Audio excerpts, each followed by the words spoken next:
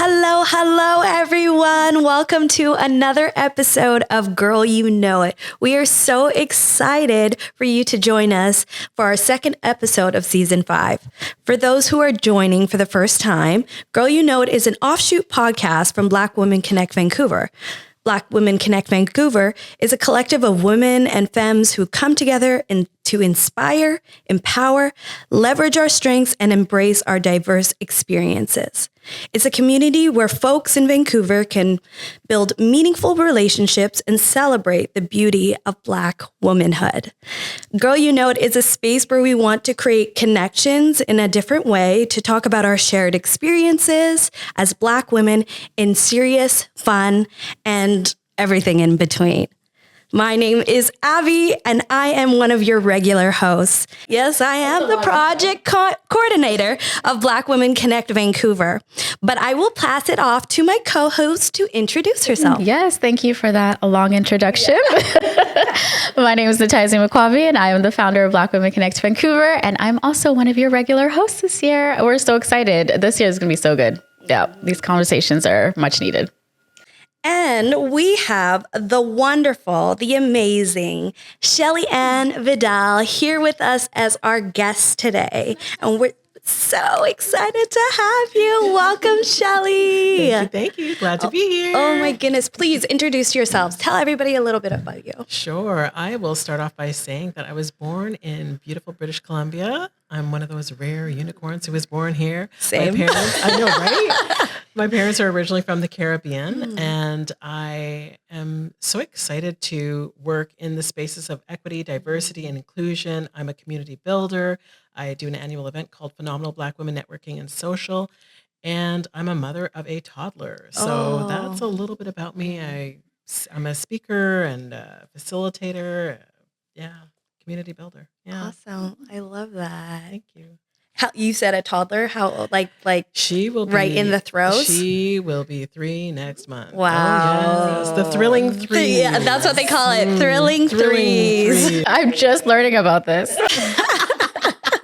So very lively in your household. Yes, absolutely. I love that. Well, you are here today to talk about something really wonderful and something that needs to be talked about. Why don't you share about your book? She wrote a book, y'all. Yes, we got an author in the house. I love it. Yes, my book is called You Only Need One Good Egg, Manifesting a Miracle, and it shares a bit of my journey through motherhood. So I went through IVF, and I wanted to really share with others what my experience was like, choosing to have my daughter on my own as a solo parent. So I'm excited to share more about that in our episode today. Awesome. Yeah. Your book title suggests that it focuses on hope and perseverance. Can you share a specific moment during your IVF journey when you held on to hope against kind of all the odds, especially as a single mother? Yeah, absolutely. I would say right from the beginning, when I met with my GP and decided that, she actually told me that I had a very low probability of getting pregnant. And I was like, okay, what? So with that information, I had to then decide, like, what does that mean for me? Yeah. And she said that, we can go through and make a referral so that you can meet with a fertility doctor at a fertility clinic. And I said, okay, let me see what this is about. And so going through that process, I had to at least think like, okay, what if? If I didn't have that seed of what if, that mustard seed of just hope, then I would have just ended right there with what the doctor told me of like, you have a low probability of getting pregnant on your own, so good luck, right? And then if I were to fast forward when I was about to have my eggs extracted for the IVF process, part of the process was that they had to kind of like pump me with hormones to try and harvest as many eggs as possible. Yeah. And when I went in for the ultrasound to see how many eggs they were able to harvest, they said that they found 3 that were good. And I said, okay. And it was at that moment that the doctor said, well, I know you said, you want to go through IVF, but with 3 eggs, maybe we could look at IUI. Right. And what does that stand for? That's the, what's it, in vitro, I forgot. I forgot what the IUI is. Yeah. It's like, sorry. But what is it? So what is it? Yeah. It's basically, so IVF is when they extract your eggs and then they like essentially in a petri dish, the sperm and the egg make their magic together and try to fertilize the eggs. If it's IUI, that's when they inject you with sperm. So then you do it naturally. Well, kind of. You're injecting sperm. Through the fertility clinic, they inject you with sperm that's been like washed and clean and all that stuff. Yeah. And then it's a cheaper or more cost-effective method of it. I shouldn't say cheaper, but it's more cost-effective. And so she was saying that, well, if we're thinking about it from a cost recovery perspective, that might be an option for you. And I said, well, no, I've already paid for IVF. Yes. Let's do a Hail Mary. Let's go ahead and see if it's going to happen, right? Like, yes, there's 3 eggs. There's not as many, but let's just do it and see what happens. So again, I think in that moment, I had to make that decision of, let's see. I don't know if it's going to take or not, but if I don't try, I'll never know. And yes, it may have been a more economical opportunity to do IUI, but I wasn't even willing to take that. I chance. Said, at this point, let's just see what happens. Yeah. If it's to be, it'll be. Right? Yeah, for sure. Yeah. Awesome. Yeah. What do you think during your whole process were like the most surprising aspects of IVF? Surprising? Well, there was a few things for me. And it's funny because I think there is a few different schools of thoughts when people go through this type of process. Some may think like, I want to have all of the information, like give me everything and I'm just going to devour the information and go from there.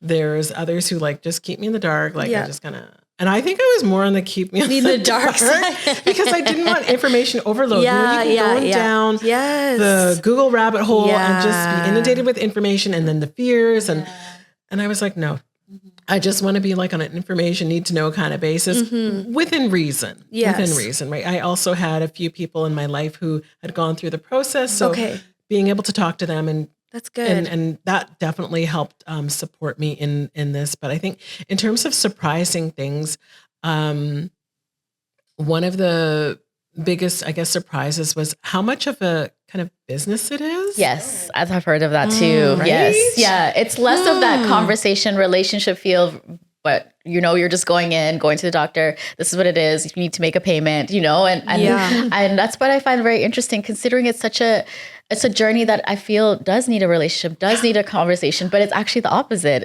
It's a business. It is totally a business. Yeah. And it's like you're saying, like, we're talking about bringing life into the world, but it's very transactional. Yes. Like, here are the drugs, here are the medication, You're going to see a different doctor pretty much every time you go in for an appointment, even though like it may take you however long to get started with one particular doctor. Once you're in the clinic, they're kind of rotating different doctors and you're like, that doesn't feel, it's not as personal. Right. And so that was a bit surprising for me because I didn't expect that I would be kind of with all these different doctors working with them. And that was, I think, one of the bigger surprises for it.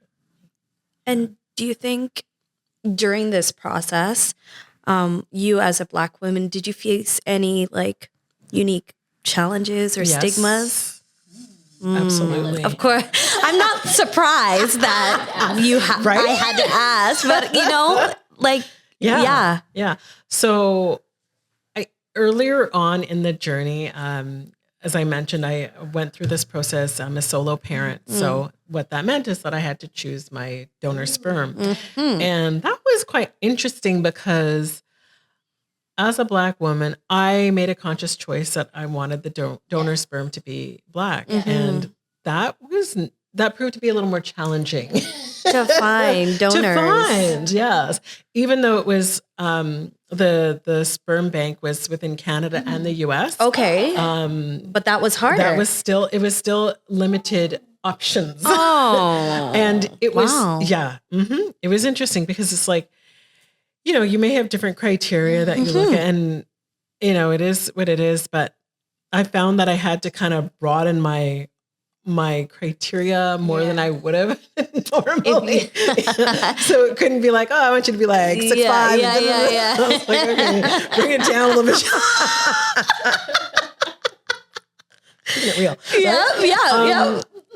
And it's interesting because I remember kind of being a bit frustrated about that and reading an article about like two same-sex women who were Black, and they were discussing the challenges of being same-sex Black women and looking for a donor so that they can have a family. Yeah. That kind of look like them. And I was like, oh, wow. Like I hadn't even thought about that because that wasn't something that, initially before I was like, oh yeah, whatever. Right. Yeah.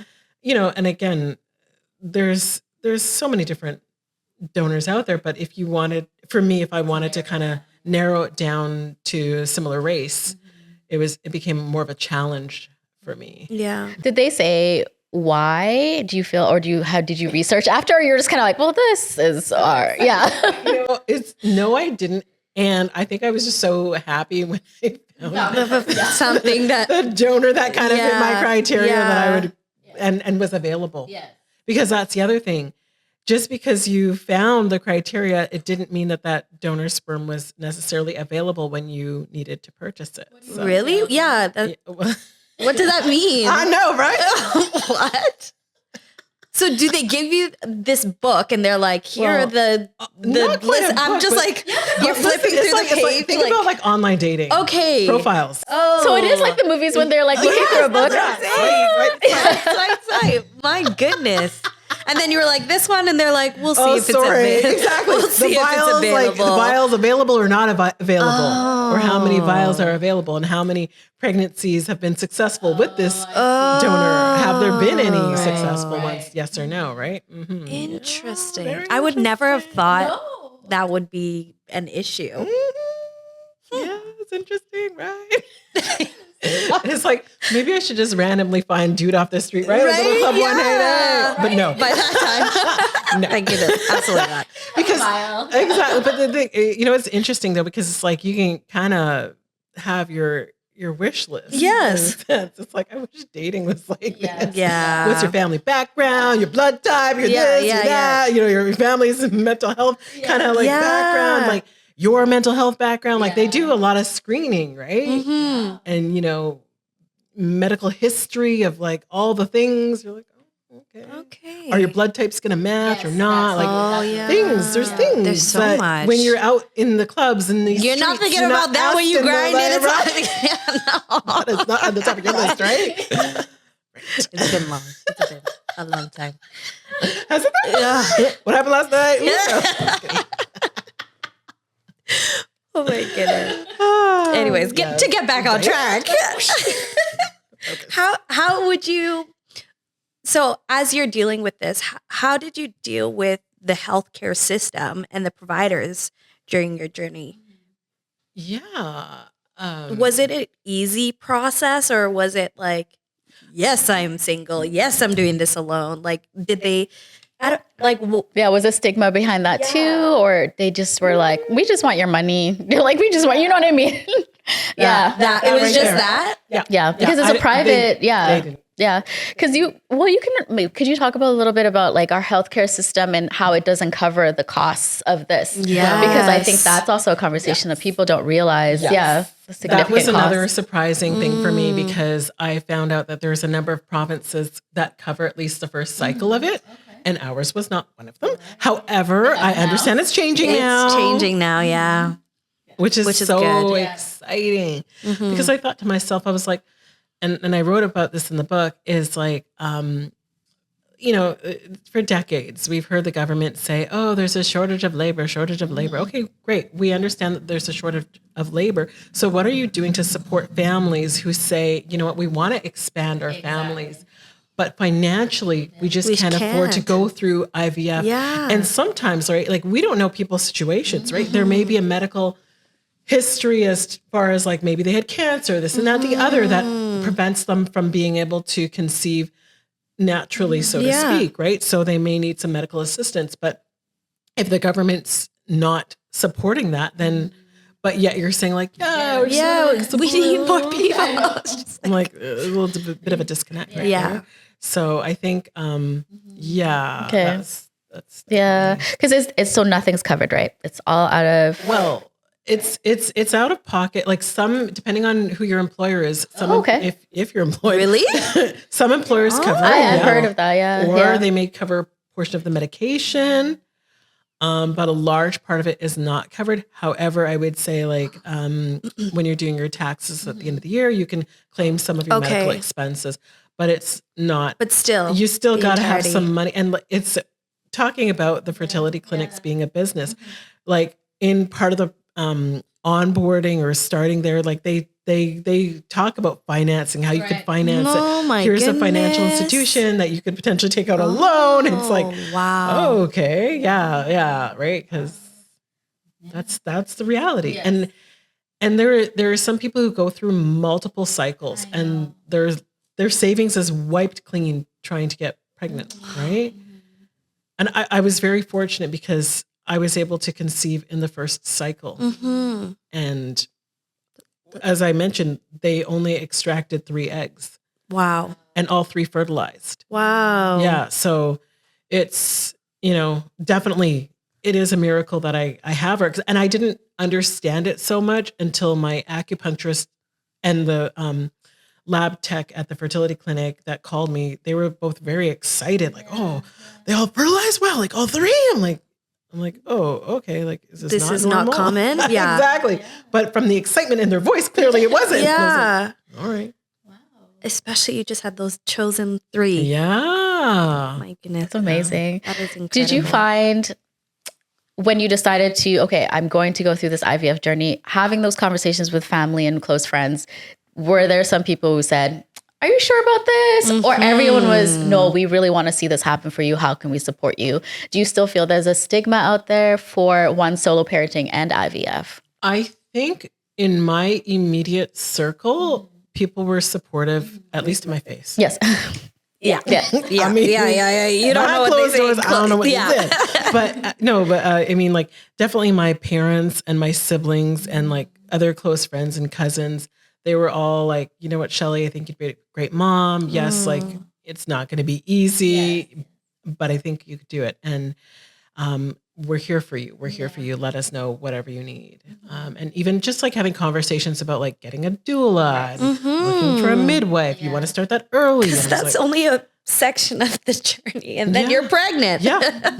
Well, this is it, right? Yeah. It's like that part. And then after that, it's like 9 months of the pregnancy. And then what? Right? Who's supporting you after that? Yeah.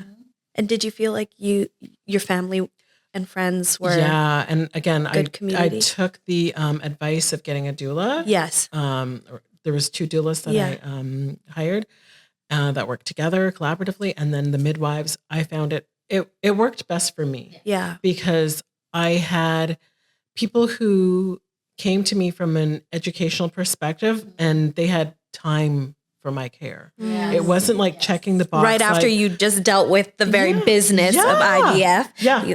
Having those people beside you. Yeah. And it felt like community and support. And I never once felt like I was rushed out the door. Yeah. Oh, that's nice. Yeah, I agree. Right? Because that, like when you're going through this for the first time and you don't know what to expect and your body's changing and there's hormones happening, it's great to have people who are just going to sit down and like, just give you space and just check on you, like your emotional side, not just like, okay, we've checked the box. We've made sure that all the medical stuff is done and that's done. Yes. Okay. Next patient. Yeah, exactly. Yeah. And I noticed when I decided to go the midwife route, there was still some stigma. A lot of people were like, you want a midwife? You don't want an OBGYN? Don't you need a doctor? There's still midwives. And I'm just like, midwives are actually way more common now. And people want more midwives because of that, because of the relationship, because you're out. I think for me, my sessions were an hour. Every appointment was always an hour for me to sit down, have a conversation. And most times I was kind of like, because I'm one of those people that researches everything. Yeah. So they're like, do you have any questions? Like, no, not really. I just want to make sure I'm healthy. But I can see why for other people, to be able to just sit down, just to be like, okay, let me have this conversation. Let me talk about this. And so I notice there's still a stigma, even for Black people to use the midwives, when I do feel that it actually should more like Black women should be going the midwife route because of that, because of the relationship aspect. And you're not just like kicked out of the door. And I know there's high risk pregnancies and sometimes you do need to obviously go the OBGYN route, but I do think that one is actually a big stigma right now. And yeah, I feel like a lot of people still didn't understand really what midwives do.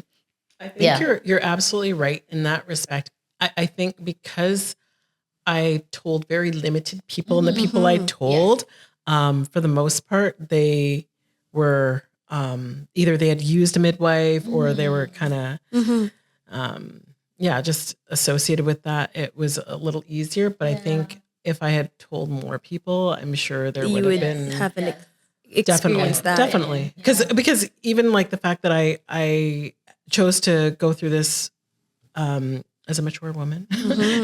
And so there was that stigma of like, oh, well, hey, you're over 35. That means you're automatically, you're going to be high risk. And you definitely, like, I thought I wasn't going to be able to have a midwife.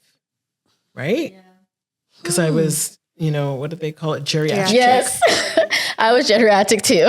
Although they changed the name, it's no longer geriatric. What is it now? I don't know. It's like I don't even say. I say geriatric just because it's funny. Because like 35 geriatric. Yeah, I'm geriatric. Okay. Everybody, calm down. I know. My goodness, ridiculous, right? Actually, do you find so when you wrote the book? Let's talk about your book because you wrote a book, and that's so exciting. So, what was the process of you went through the journey, and then now you're like, okay, I wanted to share my story. I want more women to hear about it. What was your experience writing the book? What was the purpose of writing the book, and how did you feel when you finished the book? Great questions. First off, I want to say that I had a book coach. My book coach, his name is Rassi, and shout out to Rassi. Yeah, Rassi is awesome with RB Jumpstart Coaching. She's a book coach, and if I didn't have her to hold me accountable, I probably would not have written and published a book in the time frame that I did. I don't even know if I really would have done it. A large part of the reason why I decided to write this book is because I wanted to document my journey so that when my daughter was older, she would know what mommy went through and why mommy went through it to bring her into the world. Yeah. Knowing that it's not as common and talked about to go through this route as a solo parent. There's still a stigma around it. Like, oh, you chose to do that. Oh my goodness. And what about this? And what happens when, what are you going to tell her when people ask, where's her father? Blah, blah, blah, blah. Right. So I wanted her to know that she came from a place of pure love. And like, I was intentional about the process. She wasn't a mistake. She wasn't an accident. It was totally like mommy, like, thought about this long and hard. Yeah. And that there was a community around to support us bringing her into the world. And then after, there's still a community that supports her growing up in this world. Yeah. What was the other question? The process of writing the book. So how did you feel writing? Because you have to kind of think back of, okay, what happened? What did I experience? Were there things that you have to have processed? So you're like, I never really thought about it when I was going through it. Because sometimes when you go through like a medical experience, you're just kind of like, you're in the moment, I need to get this done. But was it therapeutic for you? I would say yes. And I'm somebody who tends to journal. So I was able to document that, even if it wasn't, with pen and paper journaling. Sometimes I did video recordings. Or sent messages to some of my close friends being like, I just went for the ultrasound. I just heard the first heartbeat, and so going back through some of those text messages. Yeah. that was really cool. That must have been so special. Absolutely. And then being able to kind of inject that into the book. Yeah. It was powerful. Again, it's to document it for her and then to hopefully inspire others who are thinking about this and have no idea of what they're potentially embarking upon. In terms of the process, I mentioned the book coach being so pivotal because when I started writing the book, my daughter was, I think she was about 6 or 9 months old, somewhere around that. And so I had the book coach to keep me accountable, which was great because with lack of sleep and all the things, it's like, how do you do this? Yeah. But I'm also someone who, if I commit to something, I try to follow through as best as I can.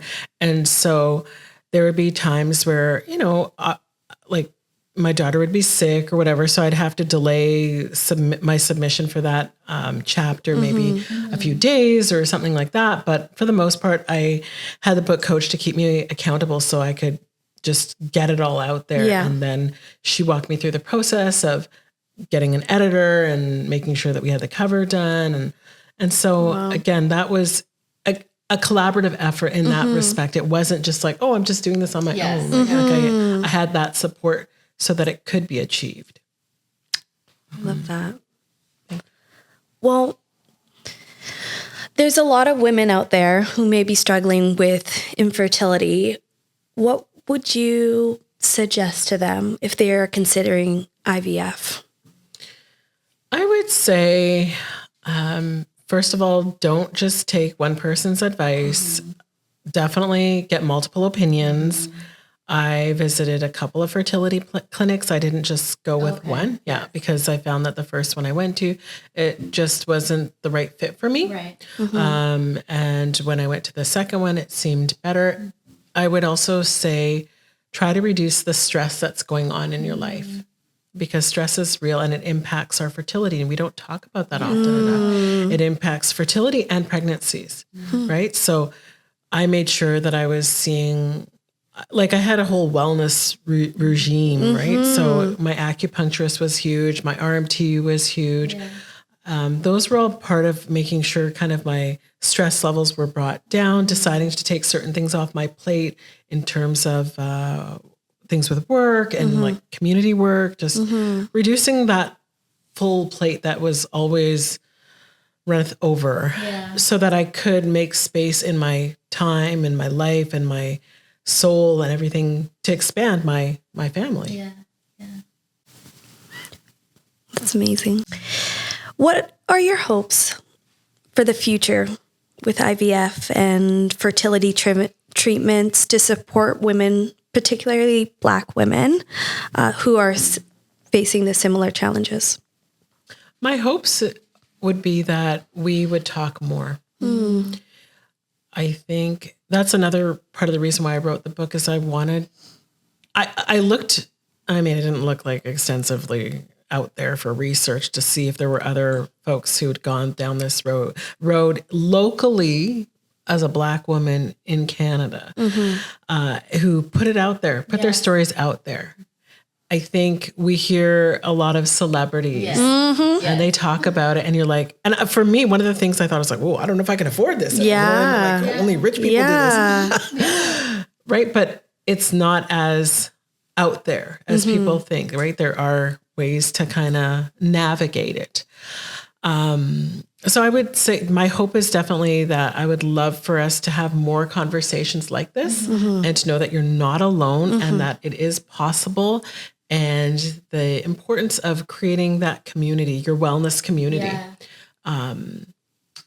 Those are definitely some hopes so that it's not as stigmatized. And I think around the idea of it being stigmatized, there's that stereotype of being a Black woman who's a single mom and blah, blah, blah. And it's like, well, yes. And we can create a new narrative of what it means to be a solo parent and raise strong, beautiful children.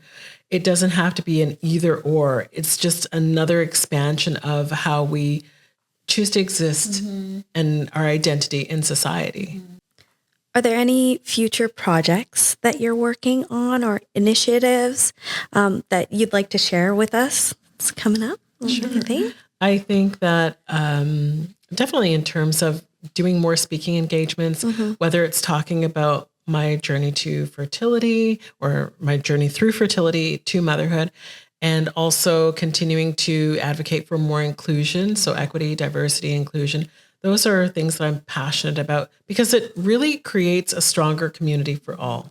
So true. Yeah, no, I agree. But- I wanted to ask, okay, we did not talk about this, but do you want to read a little bit of your book? I see all these like I'd like to hear it for sure. Is there something in particular that you would like to hear about within the book that I can share? I mean, I'm happy to read. I mean, is there anything? Maybe you're like your table of contents that's kind of percolating in there. I say Taking a Leap of Parenting, that one. Taking the leap. Yeah. Okay. Oh, yes. I like this one. I mean, I like it all, but yeah. bias at all? Yeah. Yes. Okay. So it's in chapter 1, Taking the Leap, page 12. Choosing to be a mom means something different for every mother. As someone who is an educator by profession and passion, I often think of my students as my children, no matter their age. I truly care about their well-being and their success. I enjoy encouraging them and empowering them in their career journeys. If I were to answer the question, what does it really mean to be a mom? I would say that a mom cares about her children. She is loving, kind, compassionate, strict, fair, and ready to lend an ear and a heart when it's needed. I know for a fact that motherhood is more than biological. For me, no matter what motherhood looked like, I was determined to be a mother. Thank you. Thank You're you for welcome. sharing Thank that. you so much. Thank you for listening to our podcast, this episode of Girl You Know It. You can find Shelley. What are your platforms? I'm on Instagram, Yep. Act by Vidal. I'm on LinkedIn, Facebook, YouTube. Yeah, all those beautiful platforms. Awesome. And you can also find us as well on all of those platforms. Yes, like YouTube, Spotify, everywhere. Thank you so much for being here. Yeah. We love your story. We love your willingness Yeah. to share. And That's inspiring. yes, very inspiring. We hope to have you again. Yeah. Thank you. I Absolutely. feel like there's so much more. I wanna Yeah, so learn. we just touched the surface. Like right at the top, Yes, right? Yeah. Sounds good. Thank you for inviting me. It's been a pleasure. Yes. Thank you. Bye, everyone. Bye, See you next everybody. Thank you for listening to our podcast episode. You can find us in all streaming platforms, and you can watch our video recording up on YouTube channel, Black Women Connect Vancouver. Until next time.